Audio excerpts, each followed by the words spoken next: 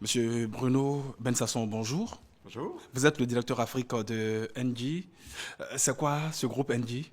Engie, précédemment GDF Suez, ce sont 150 000 personnes à travers le monde qui, pour leurs clients, apportent l'électricité, le gaz et les services énergétiques pour les collectivités, les entreprises industrielles ou tertiaires et les ménages. Alors, votre présence en Afrique, elle se manifeste comment et surtout dans quel pays? Engie est déjà présent en Afrique, mais veut accélérer encore sa présence en Afrique.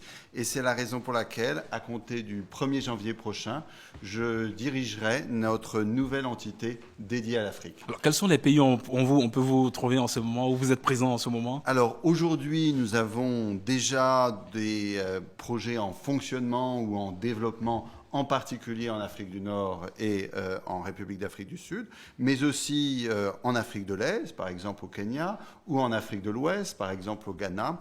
Nous voulons accélérer et accroître ce développement, persuadés qu'il y a un formidable besoin d'énergie en Afrique et que Engie, avec des partenaires, avec notamment des partenaires africains, peut être modestement une partie de la solution. Alors, quelle est aujourd'hui votre nouvelle cible? Comment vous entendez être plus proche des Africains? Alors, nous allons en particulier développer des solutions d'électricité centralisées, renouvelables, gaz, mais aussi des solutions décentralisées, plus proches des territoires, plus proches des villages, convaincus que nous pouvons, au plus près des habitants, apporter une électricité de plus en plus compétitive, de plus en plus bon marché, au bénéfice économique et social de ces territoires. Alors, les énergies, nous sommes à la COP 21. Est-ce que vous allez faire appel à de nouvelles formes d'énergie aujourd'hui sur le continent? Alors, ou vous faites déjà? la bonne nouvelle, c'est que le coût des énergies renouvelables diminue.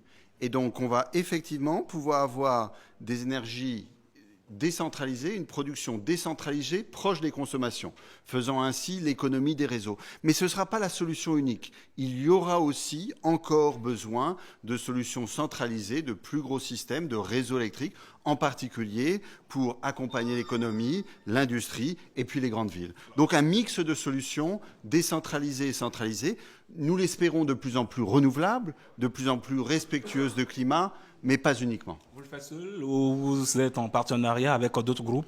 Alors, à travers le monde, nous nous sommes développés en partenariat et nous ferons ainsi en Afrique. Des partenariats évidemment avec des entreprises africaines, mais aussi avec de grands bailleurs internationaux, des partenariats financiers, mais aussi des partenariats industriels avec un tissu local, commercial, industriel de start-up. Et quand est-ce que vous serez présent en Côte d'Ivoire, par exemple, ou au Mali, ou en Guinée? Alors, nous ouvrons, puisque vous prenez l'exemple de la Côte d'Ivoire, un bureau dès le 1er janvier prochain à Abidjan. Ça, c'est une bonne nouvelle pour la Côte d'Ivoire? Vous pensez que les Ivoiriens pourront véritablement trouver leur compte avec vos activités? Je l'espère profondément et j'en suis convaincu. Et au-delà de ce premier bureau en Côte d'Ivoire, notre but, évidemment, c'est de croître et donc progressivement de couvrir une bonne partie des pays d'Afrique de l'Ouest et d'Afrique centrale.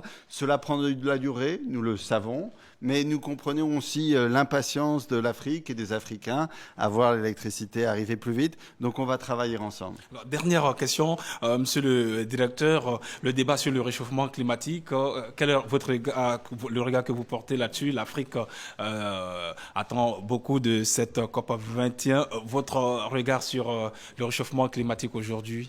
Engie est très engagée dans la lutte contre le réchauffement climatique, à la fois comme, je dirais, d'abord comme entreprise et comme entreprise citoyenne. C'est un enjeu clé. Nous sommes à un carrefour historique en ce moment à Paris. Je souhaite vivement que cette conférence aboutisse parce que c'est la responsabilité des générations présentes de prendre aujourd'hui les bonnes décisions pour préserver les conditions de vie des générations futures. Assurément, l'Afrique n'est en rien responsable du réchauffement climatique, mais elle pourrait en être une victime. Je souhaite éminemment qu'on trouve des solutions pour que, dès à présent, l'ensemble de la planète se mobilise pour une trajectoire qui soit soutenable, à la fois pour les générations présentes et les générations futures. C'est un enjeu moral et politique majeur. À votre niveau, vous êtes prêt aussi à payer la facture? Alors, évidemment, Engie investit beaucoup. Nous investissons dans des moyens de plus en plus respectueux du climat. Engie a décidé de sortir de la production au charbon.